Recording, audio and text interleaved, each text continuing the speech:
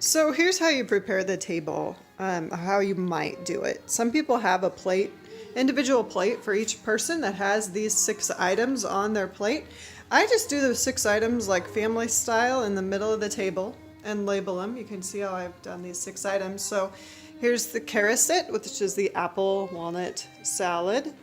Here's bitter herbs. I just had Andrew get me some parsley from the store. This is horseradish sauce, just out of the bottle. Boiled eggs, so I'd get enough for everybody to have one.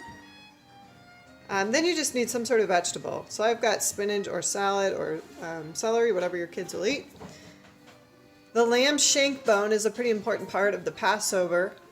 I have cooked lamb before. You can also do chicken, whatever you can find and want to spend money on. Lamb is definitely more expensive at Easter, but it is fun to kind of try. And then you just put the bone in there. I have had my kids eat the lamb for our meal part of the whole thing, of the Seder. So over here, some of the items you need are the matzo. I just have crackers. It has to be like a bread item without yeast in it.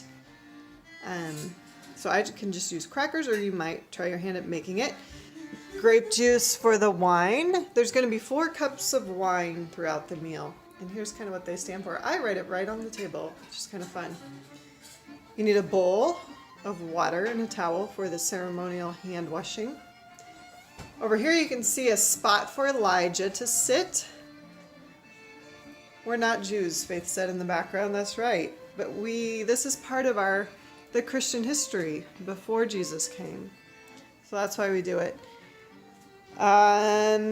We have the candles to light the Passover candles.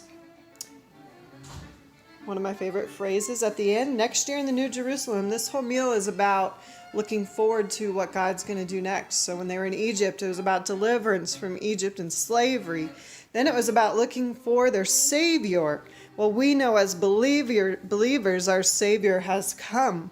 But now we also are looking forward to the New Jerusalem in heaven with God. This is the plate. You can either just do some sort of matzo that's like a dessert bread, and you actually hide this, and a child finds it, and then they can eat their treat. And to make it kid-friendly, sometimes I often get coloring sheets that go with what we're talking about. So this is a man putting blood on his door frame.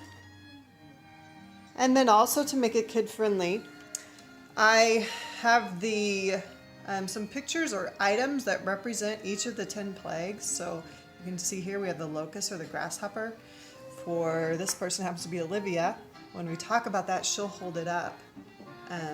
This, I think, is how I represented the firstborn. Hard to make it child-friendly when the firstborn dies. I gave one to each person. Andrew here has when the livestock come down with diseases. If you have a little cow piece of toy, that'd be great.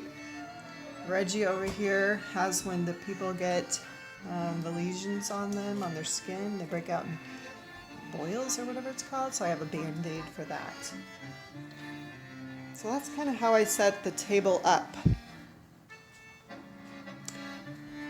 Then also, now that I have several readers in the family, everybody will get a copy that can read of the actual meal, so they can read it along with us.